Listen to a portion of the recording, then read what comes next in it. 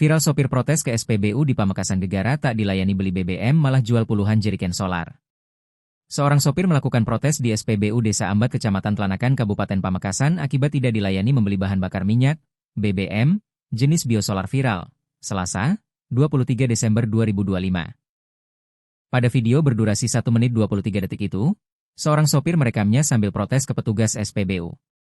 Dia kecewa karena mobil yang sudah antre lama tidak diisi solar bersubsidi. Di lokasi itu ada bus mini warna hijau dan truk yang sudah parkir antre solar. Namun tidak diisi petugas SPBU. Saya sudah terlanjur antre.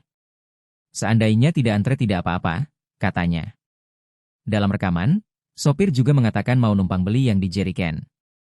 Meskipun harganya lebih mahal, ia tetap akan membelinya.